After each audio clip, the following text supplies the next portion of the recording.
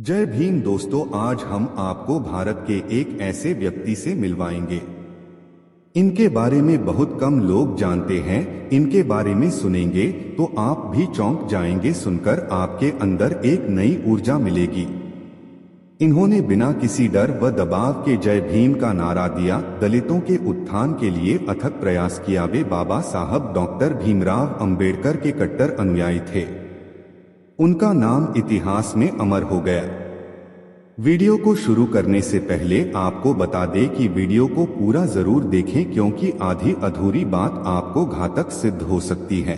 तो चलिए शुरू करते हैं। बाबू हरदास का जन्म एक दलित परिवार में हुआ था। वह एक भारतीय दलित नेता व राजनीतिज्ञ, समाज सुधारक थे। उन्होंने दलितों के बीच जय भीम अभिवादन के आदान प्रदान की प्रथा के अग्रणी थे।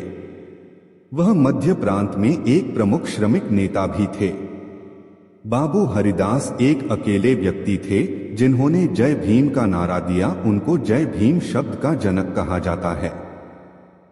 बाबू हरिदास बाबा साहब डॉक्टर भीमराव अंबेडकर के बहुत बड़े अनुयायी थे। उन्होंने बाबा साहब के विचारधारा को अपनाया। वह अंबेडकर विचारधारा के व्यक्ति थे। जय भीम का नारा बाबू हरदास ने 1935 में दिया था। यह दर्ज है कि बाबू हरदास एलेन लक्ष्मण नगराले ने स्वयं जय भीम का नारा रामचंद्र क्षीरसागर की पुस्तक Dalit movement in India and its leaders में दिया था। अंबेडकरवादी आंदोलन के एक कार्यकर्ता भाऊ साहेब यमोरे ने औरंगाबाद जिले के कन्नड़ तालुका के मकरनपुर में एक बैठक आयोजित की थी। इस बैठक में डॉ बाबा साहेब अंबेडकर भी मौजूद थे। उस बैठक में मोरे ने लोगों से कहा कि अब से हम एक दूसरे का अभिवादन करते समय केवल जय भीम कहेंगे। पूर्व न्यायाधीश और दलित आंदोलन के विद्वान सुरेश घोरपड़े ने कहा, जय भीम अभिवादन डॉ अंबेडकर के जीवन काल में शुरू हुआ। अंबेडकरवादी आंदोलन के कार्यकर्ता एक दूसरे को जय भीम कहते थे। जय भीम का नारा बाबू हरदास ने दिया था। यह सभी दलितों के लिए एक महत्वपूर्ण जीत है। जय भीम संघर्ष का प्रतीक बन गया है। यह एक सांस्कृतिक पहचान के साथ साथ एक राजनीतिक पहचान भी बन गया है। यह अंबेडकरवादी आंदोलन के साथ संबंध भी दर्शाता है। यह उच्चारण सभी प्रकार की पहचानों का प्रतीक बन गया है। मुझे लगता है कि जय भीम क्रांति की समग्र पहचान बन गया है। 1946 में डॉक्टर भीमराव अंबेडकर के जन्मदिवस समारोह के अवसर पर डॉक्टर अंबेडकर की उपस्थिति में दलित कवि बिहारी लाल हरित द्वारा पुरानी दिल्ली रेलवे स्टेशन के सामने गांधी मैदान में एक कविता के माध्यम से जय भीम का उद्घोष किया गया था। अंबेडकरवाद को B.R. अंबेडकर की शिक्षा, विचारधारा या दर्शन कहा जाता है, जो एक भारतीय अर्थशास्त्री, बैरिस्टर, समाज सुधारक और जवाहरलाल नेहरू की पहली कैबिनेट में कानून और न्याय मंत्री थे। अंबेडकरवाद में बंधुत्व, लोकतंत्र, सांप्रदायिक निर्वाचन क्षेत्र, हिंदू धर्म से धर्मांतरण, राजनीतिक शक्ति, कानून का शासन, नवयान जैसे विषयों पर विशेष ध्यान दिया जाता है। अंबेडकरवादी वह व्यक्ति है जो अंबेडकर के दर्शन का पालन करता है।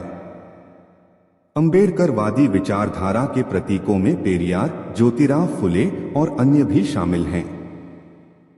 हरदास का जन्म 6 जनवरी 1904 को कामठी में एक महार परिवार में हुआ था। उनके पिता लक्ष्मणराव नागरे रेलवे विभाग में क्लर्क थे। उन्होंने नागपुर के पटवर्धन हाई स्कूल से मैट्रिक की परीक्षा पास की।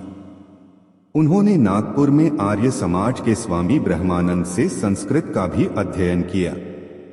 उस समय के सामाजिक रीति रिवाजों के अनुरूप 1920 में 16 वर्ष की आयु में उन्होंने साहूबाई से विवाह किया। 17 साल की उम्र में हरदास ने दलितों में सामाजिक जागरूकता फैलाने के उद्देश्य से नागपुर से वितरित महारथा नामक एक साप्ताहिक प्रकाशन की स्थापना की। उन्होंने महार समाज संगठन की स्थापना करके महार समुदाय को संगठित करने का प्रयास किया। उन्होंने दलितों को अत्याचारों से बचाने के लिए असंगठित महार युवाओं को एक साथ लाने के लिए एक स्वैच्छिक कोर समूह महार समाज पाठक का भी गठन किया। उन्होंने दलित महिलाओं को दैनिक गतिविधियों में प्रशिक्षण देने के लिए एक महिला आश्रम खोला। साथ ही बीड़ी श्रमिकों के शोषण से बचने के लिए उन्होंने सहकारी आधार पर बीड़ी का काम शुरू किया, जो क्षेत्र में बहुत सफल रहा। हरदास अतार्किक और अंधविश्वासी रीति रिवाजों के प्रबल विरोधी थे। वे दलित वर्गों के बीच उपजाति बाधाओं के प्रबल विरोधी थे। उन्होंने 14वीं सदी के महार समुदाय के संत चोखामेला की पुण्यतिथि पर इन सीमाओं को पार करते हुए वार्षिक सामुदायिक भोज का आयोजन किया। वे मूर्ति पूजा के विरुद्ध थे। उन्होंने किसान फागुजी बंसोड़ की अध्यक्षता में रामटेक में अपने भाइयों की एक बैठक आयोजित की। इस बैठक में हरदास ने अपने लोगों से रामटेक के मंदिर में मूर्ति पूजा शुरू करने और वहां के गंदे अंबाड़ा तालाब में स्नान करना बंद करने का आह्वान किया। हालांकि उन्होंने B.R. अम्बेडकर के नेतृत्व में कालाराम मंदिर प्रवेश सत्याग्रह में भाग लेने के लिए शंकर मुकुंदा बेले के नेतृत्व में अपने अनुयायियों के एक समूह को भेजा। उन्होंने तर्क दिया कि यह असमानता के खिलाफ था और मूर्ति पूजा के लिए नहीं था। हरदास दलितों के लिए शिक्षा के भी प्रबल समर्थक थे। उन्होंने खुद मैट्रिकुलेशन पूरा किया था, जो उस समय दलितों के लिए एक दुर्लभ बात थी। उन्होंने महार समुदाय के कहने पर कामठी में रात्रि विद्यालय शुरू किए। उनके स्कूल में एक समय में 86 लड़के और 22 लड़कियां पढ़ती थीं। उन्होंने उसी समय कामठी में एक संत चोखामेला लाइब्रेरी भी शुरू की। हरदास एक विपुल लेखक थे और उन्होंने अपने लेखन कौशल का उपयोग मुख्य रूप से दलित वर्गों में सामाजिक जागरूकता पैदा करने के लिए किया। उन्होंने समाज में व्याप्त बुराइयों के खिलाफ लोगों में जागरूकता पैदा करने के लिए मंडल महात्म्य नामक पुस्तक लिखी। उन्होंने लोगों के बीच इस पुस्तक की मुफ्त प्रतियां वितरित की। इस पुस्तक ने लोगों पर महत्वपूर्ण प्रभाव डाला और क्षेत्र के दलित लोगों ने हिंदू देवताओं पर आधारित नाटक देखना और उनका आनंद लेना बंद कर दिया। उन्होंने लोगों में जागरूकता की एक नई लहर पैदा करने के लिए वीर बालक बहादुर बालक नामक नाटक भी लिखा और उसका मंचन किया। उन्होंने सॉन्ग्स ऑफ द मार्केट और सॉन्ग्स ऑफ द हर्थ लिखा और प्रकाशित किया। उनके लेख साप्ताहिक जनता में भी प्रकाशित होते थे, जिसका संपादन अंबेडकर करते थे। हरदास पहली बार B.R. अम्बेडकर से मिले थे। हालांकि उन्होंने अपनी सामाजिक गतिविधियां बहुत पहले शुरू कर दी थीं, लेकिन इस मुलाकात से उनके राजनीतिक जीवन को बढ़ावा मिला। उसी वर्ष B.R. अम्बेडकर ने उनसे साइमन कमीशन के सामने अपनी गवाही देने का अनुरोध किया। बाद में दूसरे गोलमेज सम्मेलन के संबंध में जब अछूतों के वास्तविक नेतृत्व के बारे में सवाल उठा, तो हरदास ने यूनाइटेड किंगडम के तत्कालीन प्रधानमंत्री रामसे मैकडोनाल्ड को एक तार भेजा कि B.R. अम्बेडकर अछूतों के असली नेता हैं, न कि महात्मा गांधी। उन्होंने देश के विभिन्न हिस्सों में इस बारे में एक राय भी बनाई और विभिन्न अछूत नेताओं द्वारा मैकडोनाल्ड को कुल 32 तार भेजे। B.R. अम्बेडकर की तरह हरदास विधानसभाओं में दलित वर्गों की अधिक भागीदारी चाहते थे। वे नागपुर में दलित वर्ग के सम्मेलन के मुख्य आयोजकों में से एक थे, जिसकी अध्यक्षता B.R. अम्बेडकर ने की थी। इस सम्मेलन ने दलित वर्गों के लिए अलग निर्वाचन क्षेत्र बनाने का प्रस्ताव पारित किया। इस सम्मेलन ने अखिल भारतीय दलित वर्ग महासंघ का गठन किया और हरदास महासंघ के संयुक्त सचिव चुने गए। अखिल भारतीय दलित वर्ग का दूसरा सम्मेलन कामठी में आयोजित किया गया और हरदास इसकी स्वागत समिति के अध्यक्ष थे।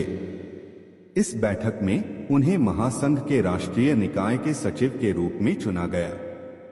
हरदास स्वतंत्र मजदूर पार्टी ILP की CP और बरार शाखा के सचिव बने। उन्होंने नागपुर कामठी निर्वाचन क्षेत्र से विधानसभा चुनाव लड़ा और जीत हासिल की।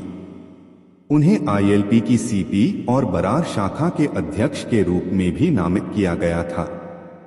वे तपेदिक से बीमार पड़ गए और 12 जनवरी 1939 को उनकी मृत्यु हो गई।